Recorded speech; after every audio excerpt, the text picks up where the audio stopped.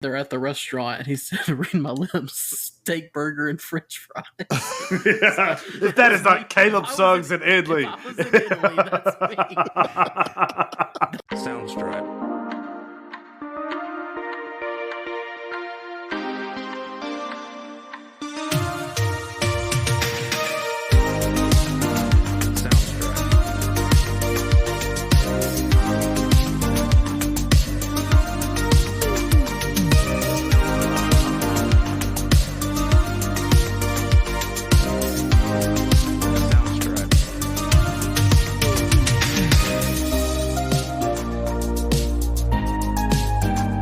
And welcome in another episode of Blockbusters, a classic movie podcast where if you're like us and you miss the days of packed movie theaters and movie stores, and this is the podcast for you. I'm your host, Caleb Suggs. Joining me are my co-host, Dakota Lowry. What's up, everybody? And Ernie Ferguson. I must speak with the dolphin sound. And this week we are doing a movie that if Ernie Ferguson wrote it, this is what it would be. Because as I was watching this, I was like, "This is..." Because what's Ernie's favorite thing to say about movies? Me and my brother quote this to each other all the time. Yeah. Literally all my notes for this movie are just quotes, just one-liners from this movie. Because I mean, let me get it. I was trying to, as I was watching this movie. First of all, we are doing Hudson Hawk. 1991's Hudson Hawk this week, which Ernie really inspired us last week when he was like, what did you say? Crap. You know what? Screw it. I'll do it. Screw it. I'll do it. Like, that's super. That makes me super excited.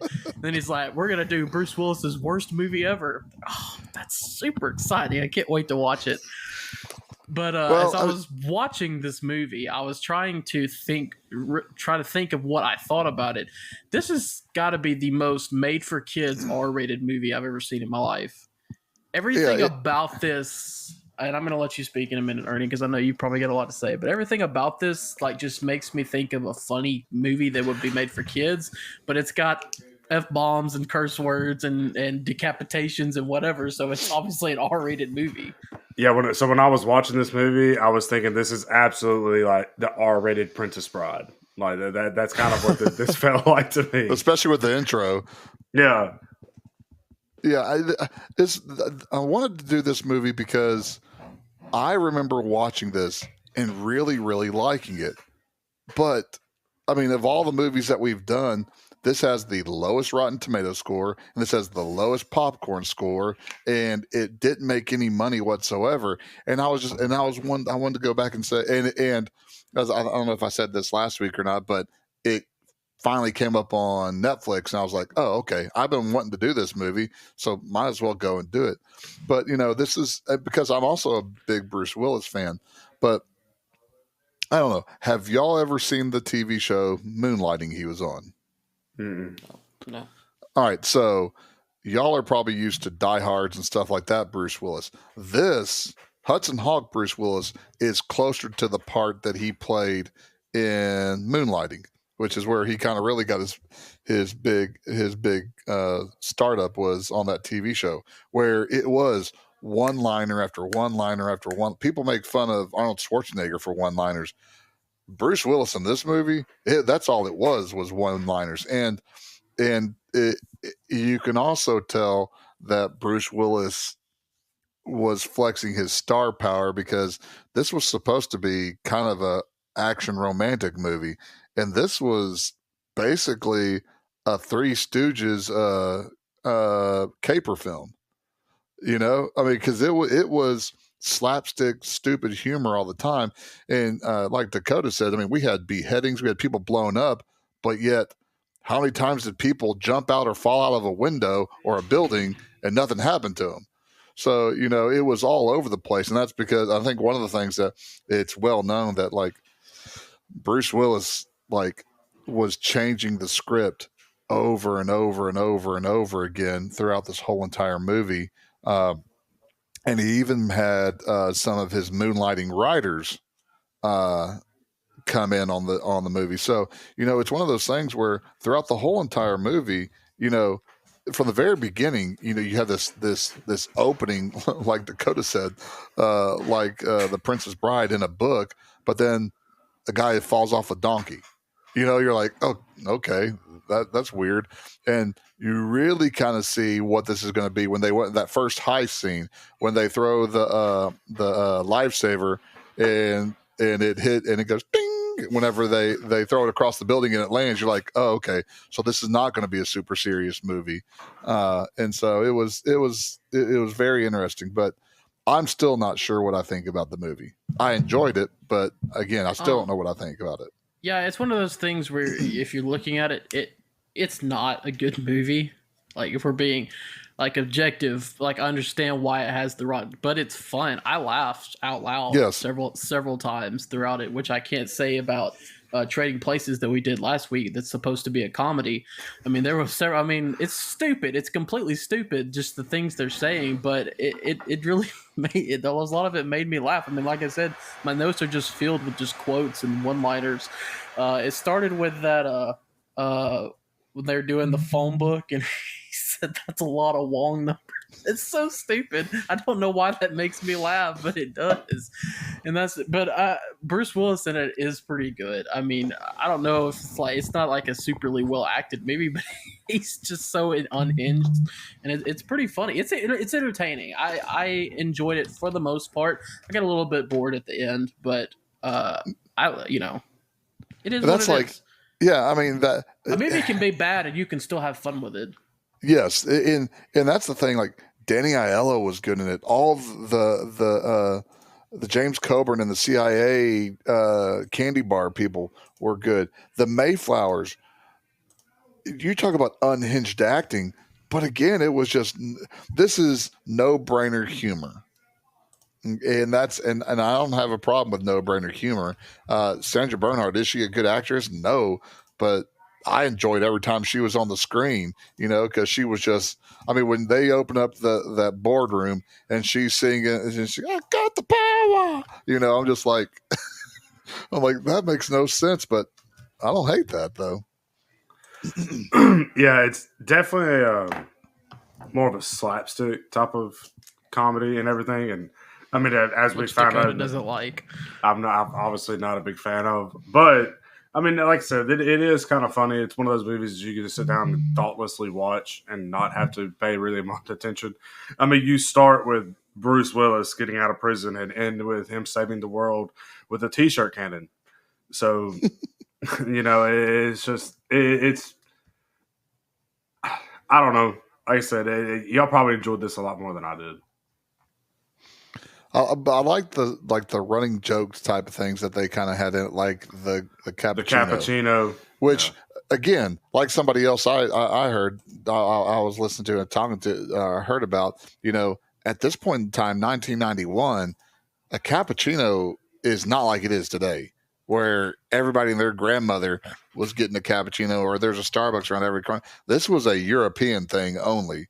And so you had the hard sell of Nintendo must have had a lot of money invested in this, because they kept on talking about Nintendo this and Nintendo that. And, Hudson Hawk was saying, I don't even know what is Nintendo type of thing, but that kept on going over and over and over again.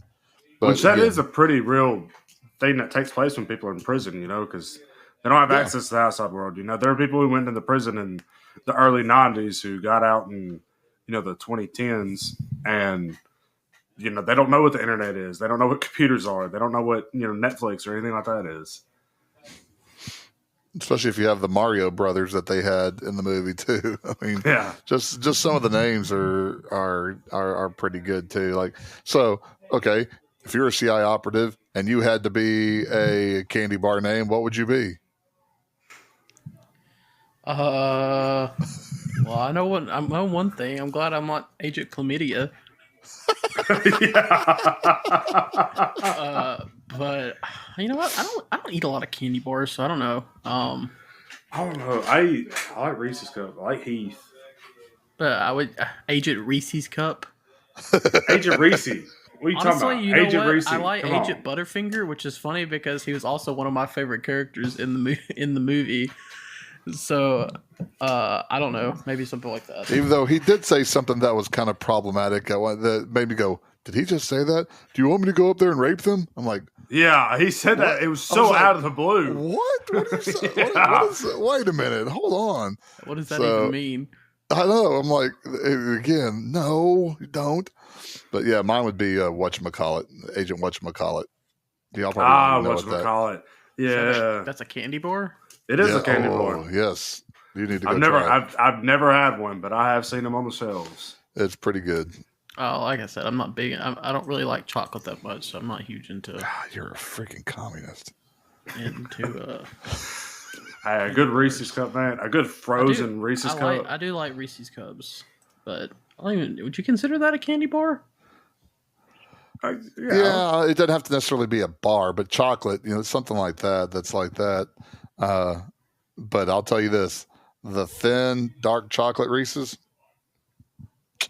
That's I'm not a big dark chocolate guy. Well, when you become diabetic and you try to get away from sugar, you learn to appreciate dark chocolate a lot more. Like, again, this has nothing to do with Hudson Hawk. Go to Trader Joe's and get their dark chocolate peanut butter cups.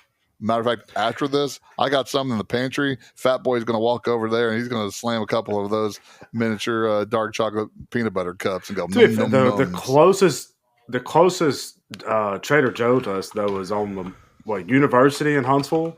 I mean, it's an hour away. Well, I'm not saying like when we're in Huntsville, which doesn't happen very often, but we're in there, we're stopping there and we're getting something from Trader Joe's. So it's not like I go specifically to go there. It's if we just happen to be in Huntsville. To other places, to other people, Trader Joe's is just a normal. It's just a normal grocery store. To us, it's a trip. I know it's a special trip. Because we bumpkins, we live out in the sticks. Rotate. I'm still just trying to figure out what candy bar I would be.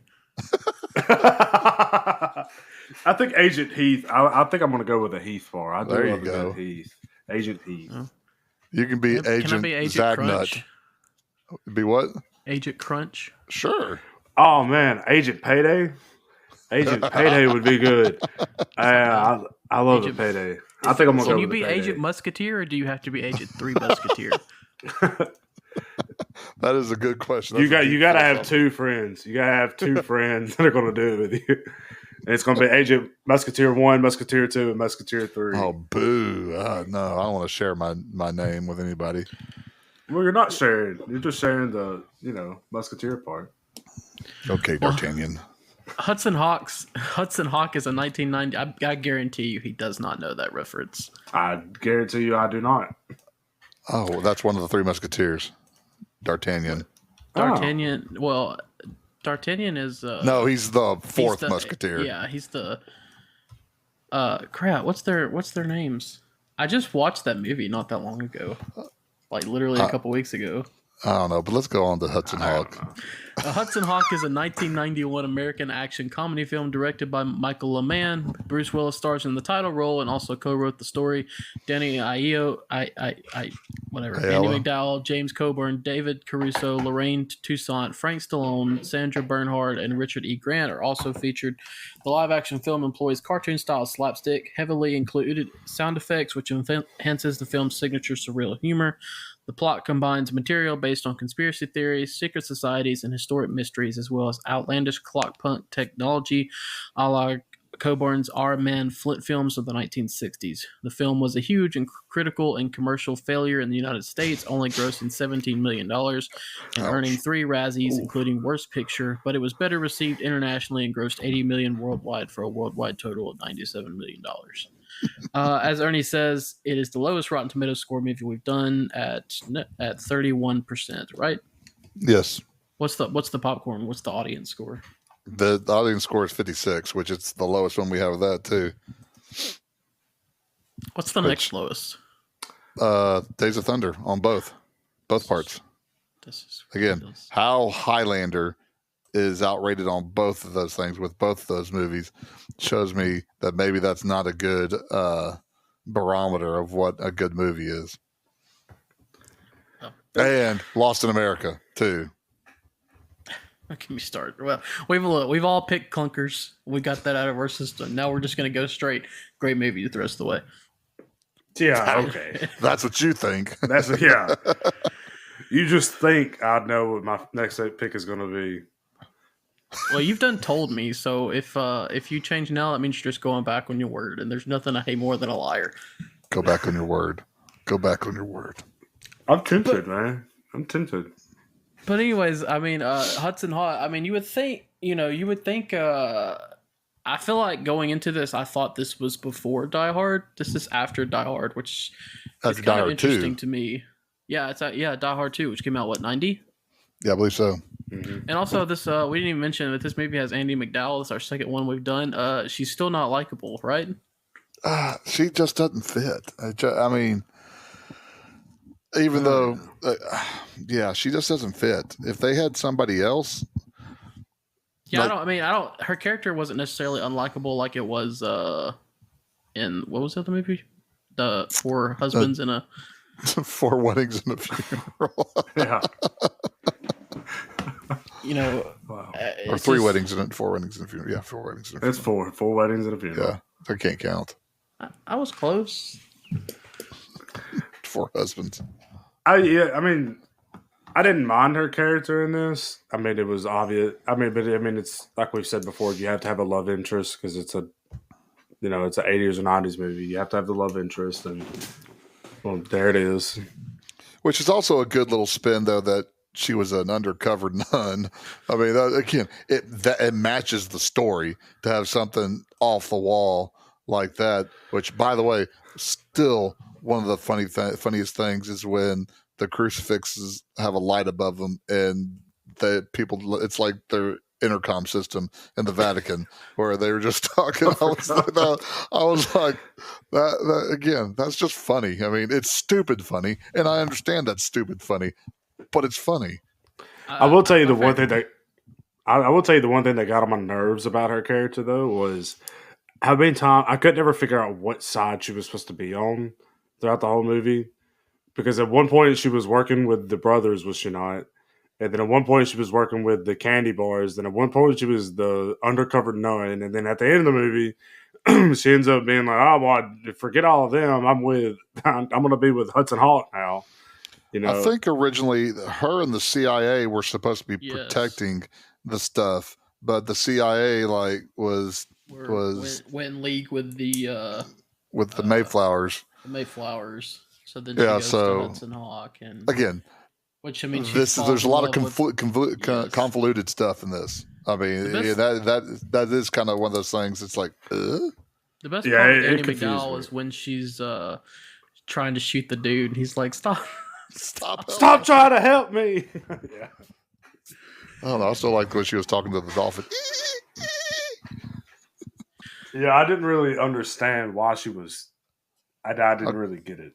So they wouldn't kill her. So she was just acting crazy. You've never been held hostage, I guess, before. With knowledge. To be fair, I haven't.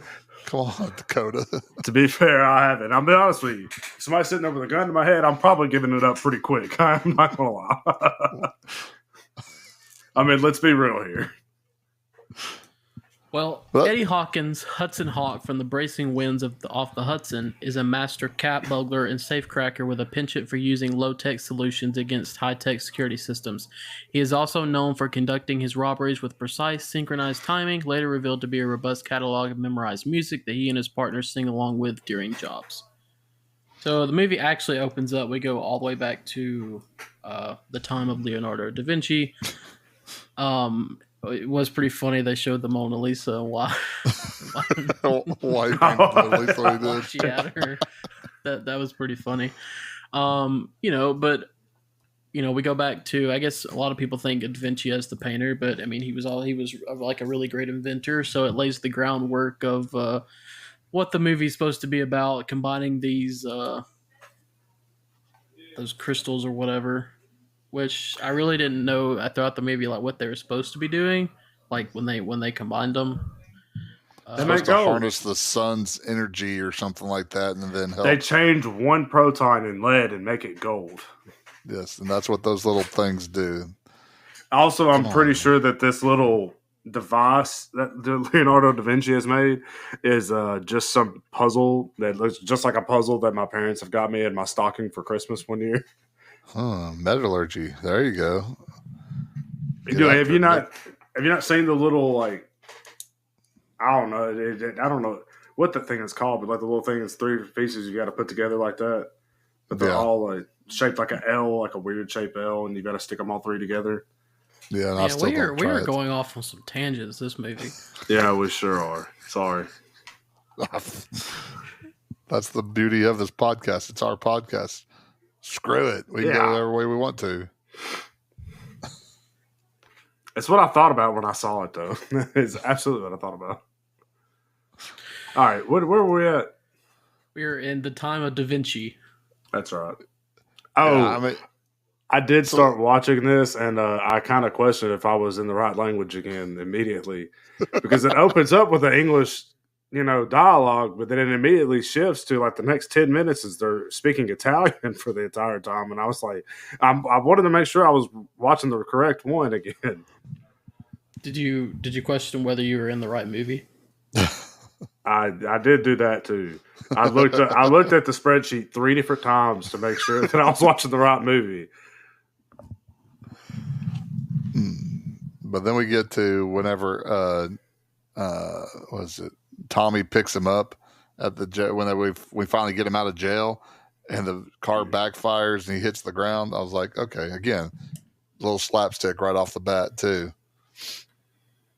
I mean, it's fair though. I did kind of laugh though when his parole officer was walking him out of jail, and just his whole conversation with him. He's like, "Yeah, no, I'm clean. I'm done. I'm out."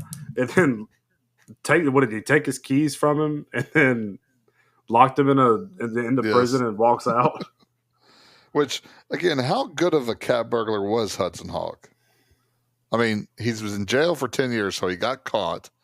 The art heist, I mean, they went in without a plan. I've got a plan. What's the plan? I can't tell you what the plan is, and they're loud and singing and all that kind of stuff. The Vatican, that was just kind of looks like blind luck. So again, cat burglars are supposed to be quiet and start to get away with things like that. I don't know how good of a cat burglar he actually was. Now he was more like a fumbling James Bond with all the stuff that he could do. Well, when the security is like it is at the first place, and then at the Vatican, and then so on, I feel like a lot of people could be cat burglars. Well, what I did like, I like at the jail, the jailers, they were drinking beer at work. I was like, well, okay, that's good. That'll help you get ready for prisoners. Is just drinking. Well, upon Hawk's release from prison and on his first day of parole, he and his former partner Tommy Five Tone Messina seek out a good cup of cappuccino. However, before Hawk can drink it, he is blackmailed by various entities. These include his parole officer, the minor, Mario Brothers Mafia family, and the CIA, who push him into doing a few art heists. Hawk refuses each, despite mounting pressure and coercion, stating that his only natural desires are to remain out of prison and enjoy a good cappuccino, though he is repeatedly interrupted before doing so. Hawk eventually relents and proceeds to case the art pieces. Yeah, I thought it has the typical, here's this bar. I used to go to this bar all the time, and now it's changed with all these yuppies. I feel sorry for the person that caught a bullet of the cappuccino cup that was shot. I mean, because that bullet had to go somewhere. That's the first thought I thought when that happened. I'm like, where did it go? Also, nobody reacted to the gunshot in the bar either. They're like, nobody's looking at this. I mean, like, oh, he's got a gun. And you would think, I mean, yeah, if it's the same seedy bar he used to go to, sure, like, okay, yeah, the dude's got a gun. But everybody here is like, they're high dollar. They're, Wall Street brokers and all these other type of things, like they're high class, and they're just like, all right, he's got a gun. He's shot. Maybe it's like known as like a mafia bar now.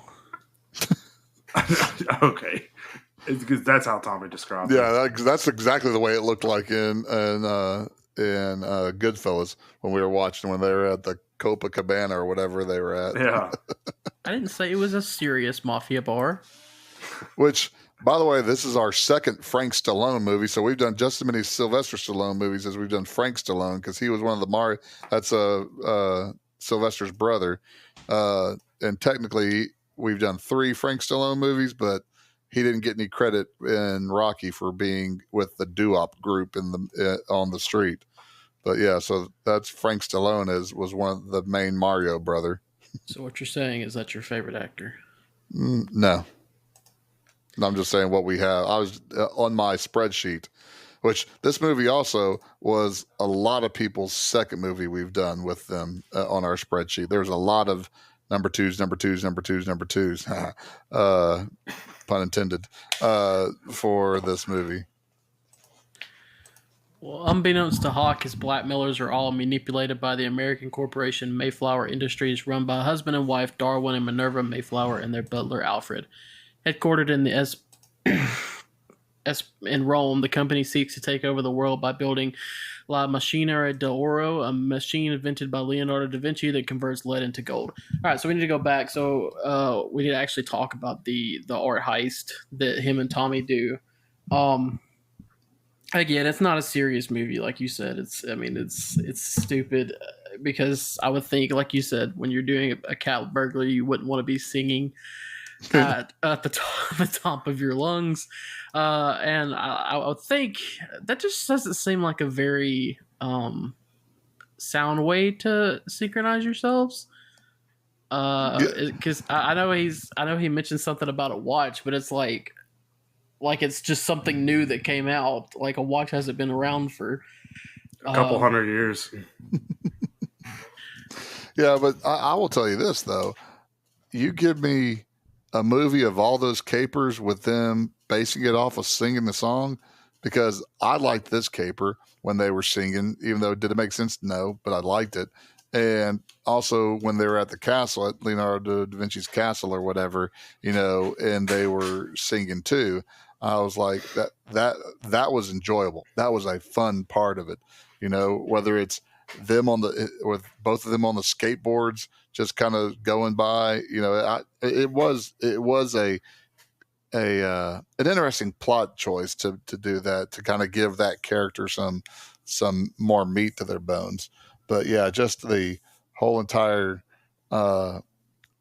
design of the burglary wasn't very smart. But one of the best things about that was when they jumped off the roof and they went through the awning and then immediately were in a chair. I can't remember where they were afterwards, but that was when they were with the people who's blackmailed him. Oh, that's right. Yeah, and then boom, right into that chair, and I was like, oh, that was kind of cool. I did like that transition part to it. It was fun. I mean, it was funny because when you had the security guards at the first one, because you kept waiting because they have the chair there, so you kept waiting for them to notice that the broken chair is not broken anymore. So I'm waiting for that, but then you get it, and immediately it goes to, you think that's weird? That's us. Yeah. But then they get in there and they just it just kind of clonks their heads together a little bit. Yeah, so that's where you get this cartoon action. Yeah, but that doesn't match the end, like when we have a decapitation and then 2 people melting and so blowing up.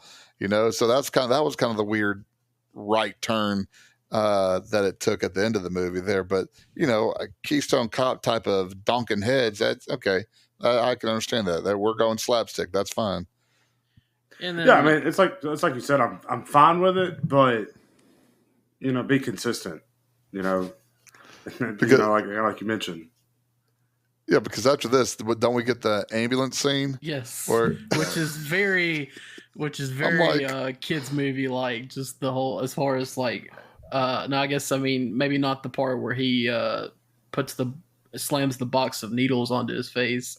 Yes, but then they show them driving, and he sticks his head out, and the guy still has all those needles on it. You're like, okay, again, that's the way we're going. Okay, that's. But the whole thing of him just riding on the stretcher, and you have like the people that are in the car next to him, like, "Hey, Mister, you gonna die?" and then he passes up the ambulance also, going faster in that. Oh, he has to get the correct change for the toll booth. See, that's such like just kid, like a spy, like kid spy thing. Like I could see that in a kid spy movie. Is that where we get? Is that where Almond Joy? Right after that, is that where Almond Joy told us that her previous name was Chlamydia? Yes, when they meet the people with the CIA. Yeah. Then they shot him with the dart, and he just falls into the box of peanuts that they pack him up and send him to Italy with. I'm like, oh my goodness, that's just crazy type of thing. That's cheaper than a plane ticket, though. That is. I don't think it would really work like that. I don't know if you could stay knocked out that long.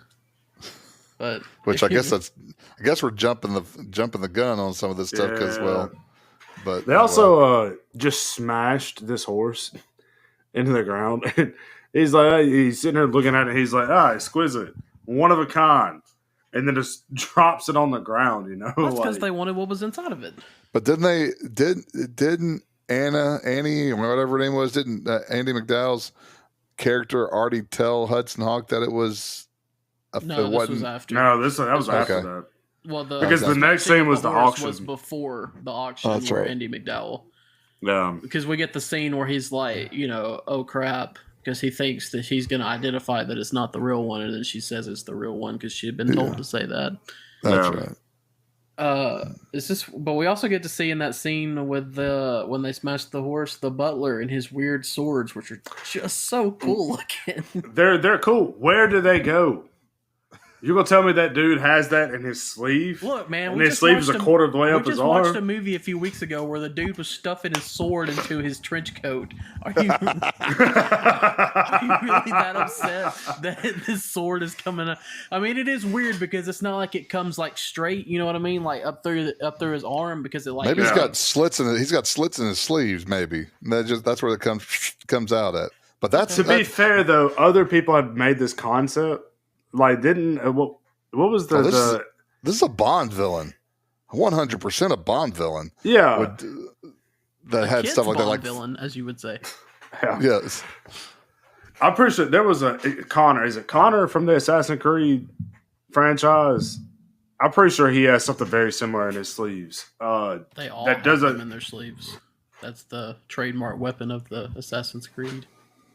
See, there you go. It makes a whole lot more sense in that franchise. I didn't question it, but this one... Oh, but they come, like, straight up. You know what I'm saying? Like, his were, like, extended out, like, like they made, like, an L, and then, you know what I'm saying? Like, I'm trying to... And it's hard to say on podcasts, but, like, if you're looking at me on this video, those in Assassin's Creed, the weapon would go that way, whereas his was going this way. You know what I'm saying? Yeah, Assassin's Creed was more like Wolverine. That's good for radio. I'm glad. Okay. Yeah, Assassin's Creed was more like Wolverine, where it comes straight out, whereas this guy was more looped out of it. Yeah, exactly. Golly, it's just like this and like that. You can see us, right? Yeah, we're good podcasters. We are awesome. Smarter than us. They can visualize. Just Google it. Golly. But then we do get to Rome, and we get to meet the true bad guys of it. And Mayflower. Bruce Willis is pretty good in this movie. Just like how random he is when that dog is attacking him. just 2 more minutes. Bunny, just 2 more minutes. Bad. Oh, was it Bun Bun? Is that what she said the entire time? Yeah. No, Ball. Bun, or Ball time or something like that. Ball time for Bun Bun or something. I don't know what it was. Which this gave me. Have y'all either one watched Austin Powers? Like a long time ago. Well, the board scene when they introduce him and you have Minerva singing, whatever, and you have all these different people from different countries and different walkabouts and stuff like that just sitting around the table. That has Austin Powers written all over it. Just the way that was kind of set up, and that made me chuckle even more. And I can't remember who the two henchmen were. Ick and Gore. The two guys with sunglasses, the twin brothers or whatever. Yeah. Because whatever their names were that Bruce Willis called them, for life, man, I wrote it down but somewhere else and I can't find it. But when they were shot, they made those sounds. It was like ick and or something like that, ick and or something like that. And they made, whenever Minerva shot them or whatever, that's the same exact sounds that they made later on. I googled it. Ig and it was Ig and it started with an O. Oog? Og? I don't even remember. Ig and Ook. Ook. IGG and OOK. Yeah, that's the sounds that they made when they got shot. Yeah. So I thought that was cave. They're actually, because I googled this earlier, but they're two caveman characters from a British comic strip called The Dandy, and they're also the names of two silent bodyguard characters played by the Martin twins in the 1991 film Hudson Hawk.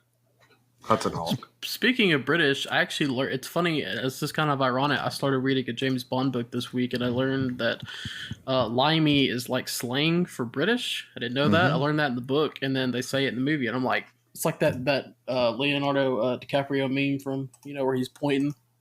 It's like, hey. Oh, yeah. I get that. I understood that reference. He's the Captain America Captain. in the first Avengers. I understood that. Well, an assembly of crystals needed for the machine to function is hidden in various of Leonardo's artworks, the maquette of the Sforza, the Da Vinci Codex, and a scale model of Da Vinci's helicopter. Either one of you guys want to be the guy that reads? You're doing great Today. Sister Anna Baragli is an operative for a secret Vatican counter-espionage agency working with the CIA to assist in Hawk's mission in Rome, intended to foil the robbery of St. Peter's. I know that that's what it was in the movie, but just reading that out loud, Vatican counter-espionage agency. Oh, that is. It sounds absurd. It really does. What if they actually had this? Well, they got an American running the Vatican now. Yeah. Well, so he gets there into the boardroom meeting, and they tell him that he has to. I love how she says, "Hey, you've got to rob a church, or you've got to whatever it is. You've got to rob a church," and then it cuts to him at the Vatican, and he's doing his whole planning thing, isn't it? Yeah, he's got this little notebook or whatever that he's writing down things. And then he comes down the stairs, and there's the little girl just wailing on the guard on the stairrail with what was it? Pookie? Was that the or whatever the name of the stuffed elephant was? I did giggle a lot later on when they're sitting there doing the. She's talking about the Leonardo's book or whatever. And you just see the elephant come flying from behind the crowd.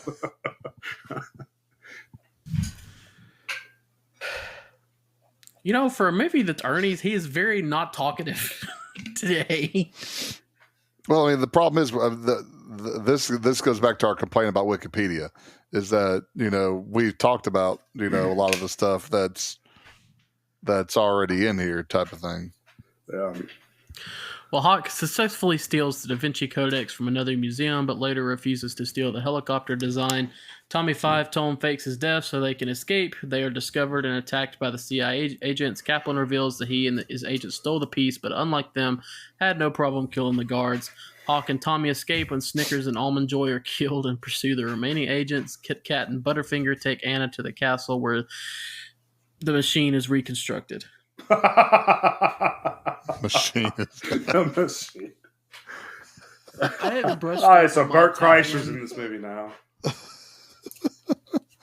Which I liked. This is the part that I kind of liked. Whenever they after they faked their deaths again, falling out of a building, which Also, that's concrete stairs, by the way. Yeah, which that's where you get the only real piece of acting in this movie was when Daniello, that's Tommy Five Tones, was telling Hudson Hawk why he turned on him and stuff like that, and so they get him, they take him out, but then they get captured, again, and just the physical comedy of that whole entire scene where they get the blow dart and they're paralyzed and can't move, and just things of that nature. That was just kind of the funny part of it, because again, it was so ridiculous that how they got out of it. I mean, they end up starting to feel again, and just the faces that Danny Aiello was making during that time when he could start feeling his fingers. And same thing with Bruce Willis, like blowing the dart gun back into Almond Joy's throat, and then they shot the bomb or whatever. The t-shirt cannon bomb. Yeah, the t-shirt cannon bomb, which Danny Aiello was lighting things up later on in the movie with. That to me was really enjoyable to watch, because again, I've gone into it. Now I'm not expecting, Die Hard or Die Hard 2 here. I am just putting away reasonable thought and just sitting back and enjoying. And I thought that was an enjoyable part for me. Yeah, I agree. It was probably my favorite scene of the movie. Just the way that they're moving their heads and just the stuff they're saying. He's like, my head against yours, fair fight.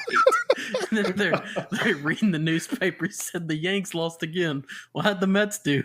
Can you turn to section D?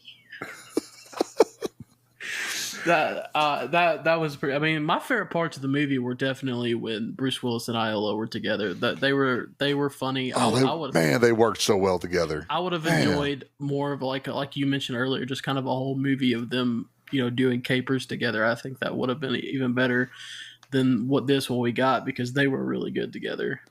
And then you add that on to, I believe that's when they had Andie MacDowell's character, and they were interrogating her, and that's when she did the dolphin thing. She said, "What does the color blue taste like?" And just things like that, and they had that was kind of funny too, because you saw just the Minerva just getting mad about everything, and just they let Andie MacDowell just act like a fool, where her again Southern accent didn't matter, that she worked for the Vatican at this point in time, and I thought that worked pretty decent too. That was one of my few favorite parts. Well, one of my only favorite parts from Andie MacDowell in this movie was whenever she was allegedly under the influence.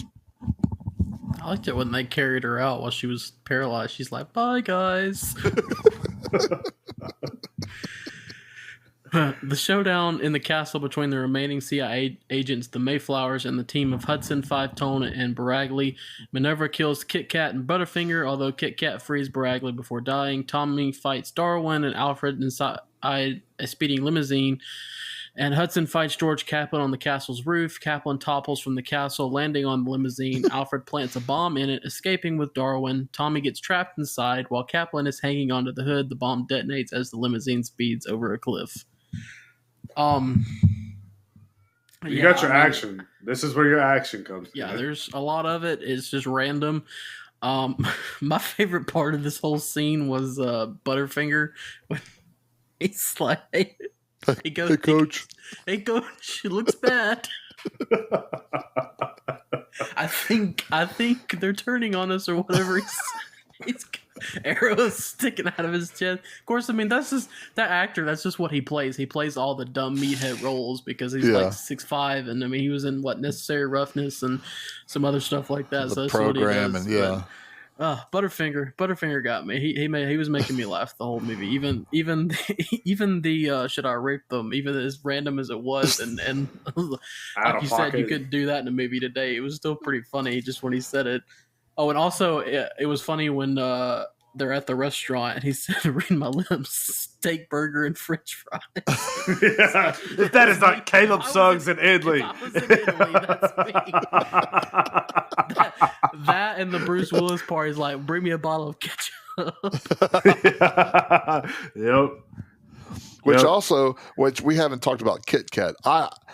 I like the fact that something happened and he pulls out these cards that are pre-printed for something that just happened there, and then especially I also like the time how whenever he was dressing up, whenever Anna was in the nightgown and he's all of a sudden in this nightgown and just like walking just like her, you're like, what is this? I mean, David Caruso did a good job of getting into that role, but it was just like, that was just, again, one of those humorous parts of here, watch out for the blue wire type of thing. And, I liked you. Yeah, I like that. I like the whole entire, well, I don't know. Almond Joy and Snickers were okay, but Kit Kat and Butterfinger were the best of the CIAs.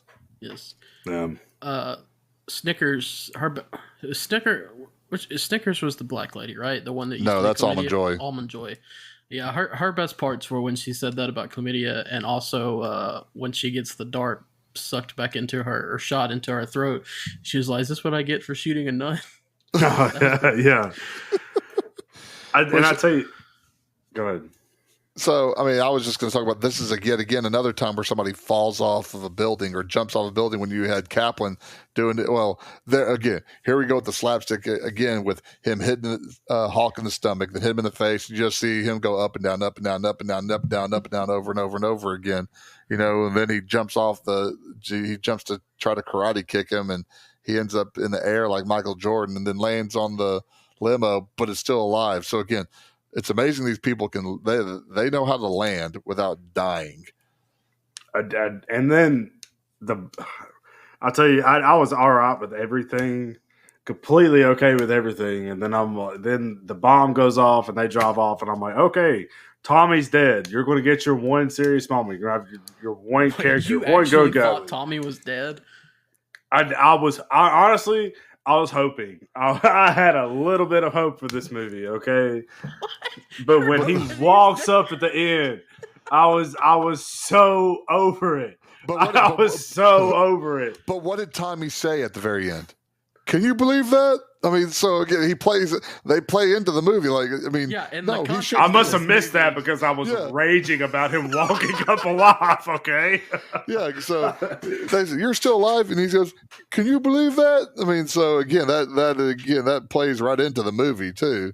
And I know it's absurd. I know it enraged. It made me so mad. In the context of the movie, there was no doubt in my mind that he was not dead. I knew he was 100% alive, and he was going to come back at some point. Yeah, but you could even ask him. I said, "There's no way he survived that." And I know. Look, this dude jumped off of whatever building it was in New York. He jumped off of the.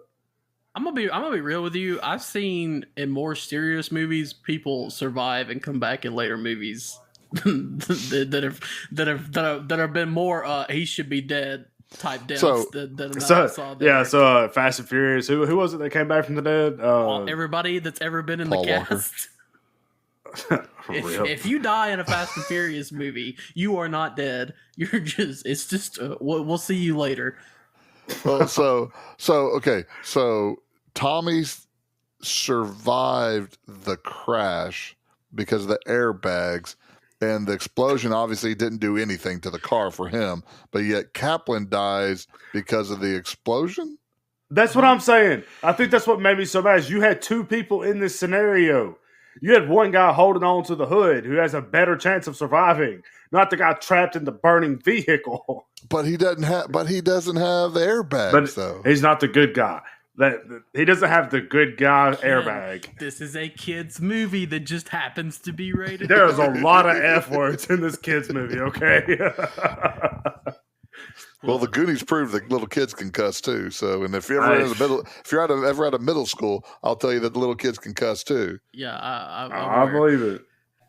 Well, Darwin and Minerva force Hawk to assemble the crystal powering the machine, but he intentionally leaves out one small piece. When the machine is activated, it malfunctions and explodes, killing the Mayflowers. Hawk battles Alfred using his blades to decapitate him.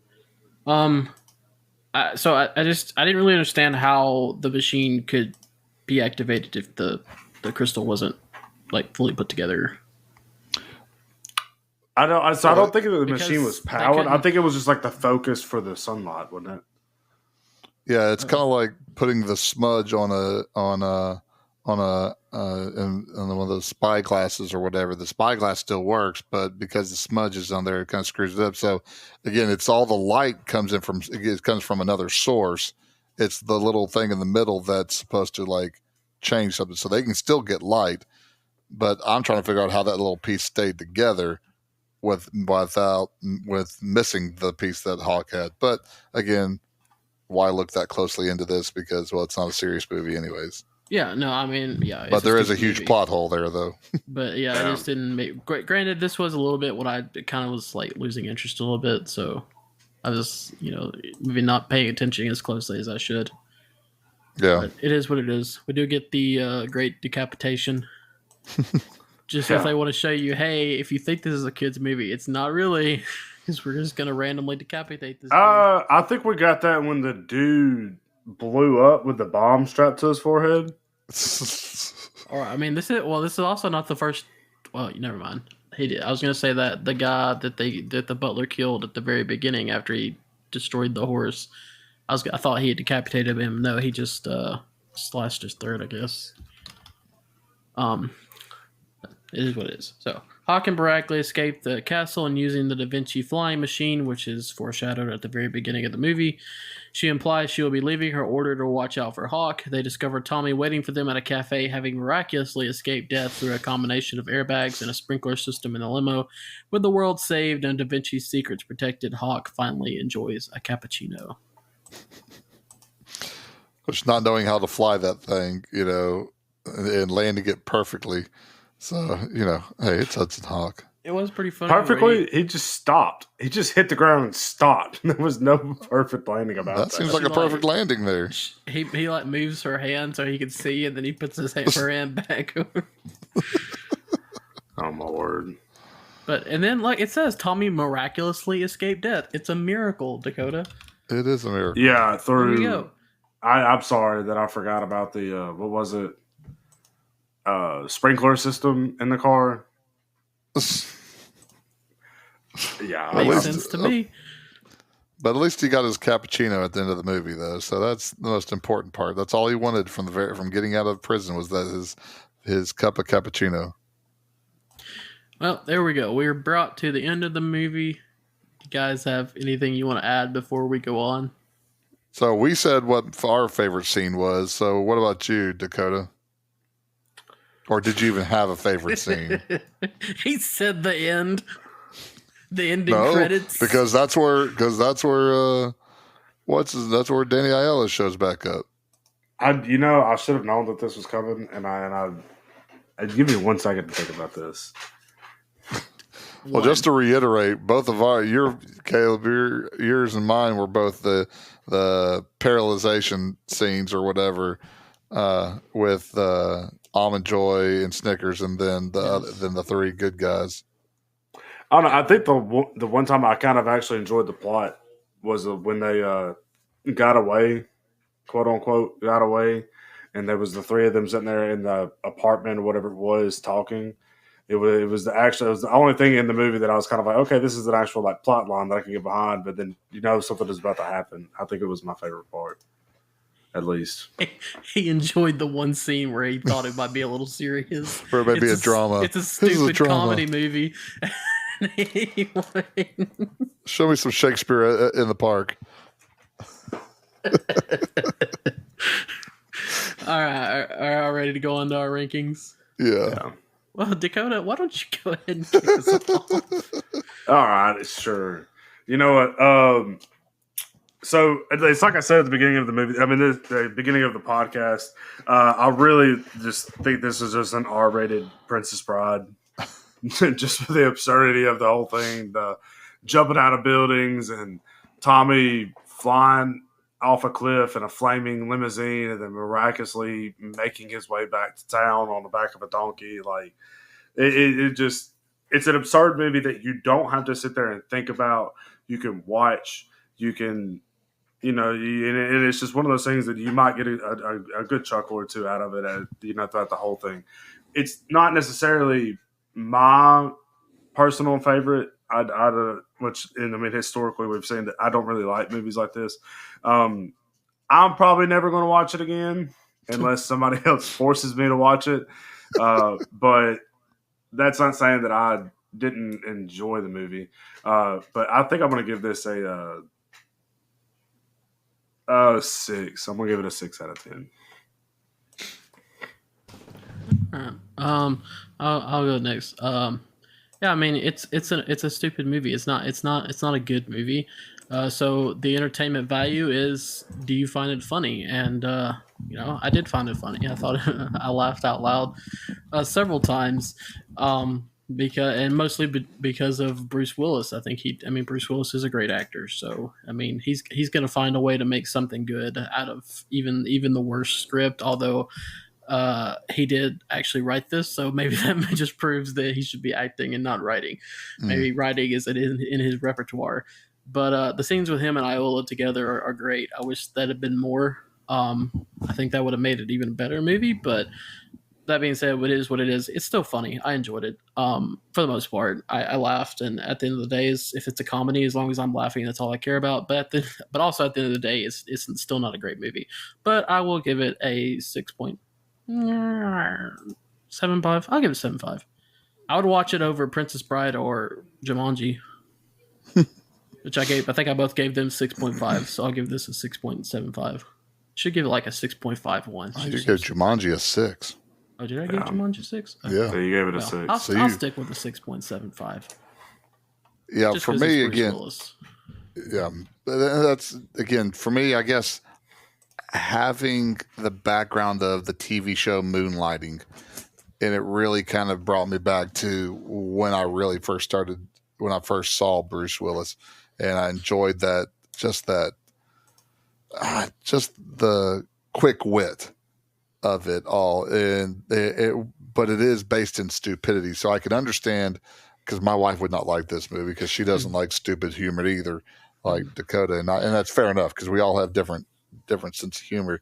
But again, it is funny to me. I like the absurdity of it. I like the absurdity of the supporting cast also, the candy bars, the Mayflowers. I enjoyed that. Now again, as Caleb said, it's not a very good movie, but that's okay. I enjoyed it, and so for me, I am going to give this a 7. All right, so a 7 from Ernie, a 6.75 from me, and a 6 from Dakota. That averages out to a 6.58. Ernie, where does that put us on our list? That it ties us at 44 with another one of my cult classics, Adventures of Buckaroo Banzai in the 8th Dimension. So there you go. So 44th on that list. If you would like to see our full rankings, you can go. Wait, what's in front of it behind it? Moonstruck and Superman are in front of it, and Jumanji is below it. All right, there you go. So if you'd like to see that full rankings list, you can go to our website, podpage.com /classic blockbusters. That's podpage.com /classic blockbusters. You can find our full rankings list on there, our episodes. You can find out what we personally gave each movie and some other stuff. Ernie does that. We appreciate that. If you can go on Facebook and find us, Blockbusters Classic Movie Podcast, and you can find us on Twitter /X at BlockbusterPod1. Streaming on Spotify, Apple Podcasts, and YouTube whenever we remember to put it on YouTube. We are caught up on YouTube. We appreciate everybody that's been listening. We are 2 episodes away from 50, right? Next week will be 49 and then 50. Yeah. And in the spirit of that, our next movie is my pick. We're doing a little tag team action this time because I asked Dakota what he was thinking for the 50th. And of course, Dakota, being smarter than both of us, is always trying to come up with some meaning deep behind the episode 50, whereas me and Ernie were like, oh, we'll pick this movie. This sounds pretty Eeny, good. meeny, miny, mo. And so, anyways, the movie he comes up with was one that I was going to pick for next week. So I let him have it, and then I gave him a list of my other movies I was considering and let him pick because that seemed only fair. And what he picked was he wanted to watch his first ever James Bond movie. And because it's me picking and not Ernie, we will be going to GoldenEye in 1995. So that will be our next movie. I know, but if Ernie was picking his first James Bond movie, I imagine we would be going a little bit later. But GoldenEye seems like a good first entrance to the franchise for Dakota. See, I play by the rules, and so I would pick one that is in the 80s or 90s. It is in the 90s. No, but I would. But I would have gone with Living Daylights is what I probably would have gone with. Which is That's Timothy Dalton. Whoa. Okay, back up. We never said this was an 80s and 90s podcast. We said I get the 2000s thing, but I'm pretty sure we said pre-2000s was the main. We never said it was 80s and 90s specific. Am I wrong? No. That's not. But in my thinking for a James Bond one, because I have thought about going after a James Bond one, but my mind on that goes back to 80s and 90s. No, because there's some 70s movies that I have on my list that eventually I will pick too. But my James Bond started in the 60s. Yeah, but that would be going real far back. I didn't feel like I wanted to slap Dakota with the 60s one to start off. No, GoldenEye's not a bad one. Yeah, I think we'll do good. So GoldenEye there, and I'm Pierce Brosnan's my Bond. I mean, if I really wanted to do Tomorrow Never Dies, that's my favorite. But I was like, we'll go with the first Brosnan Bond. We'll do that. So, I mean, it's also has one of the universally best video games ever made, too. Yes, we'll get into that next week into the podcast.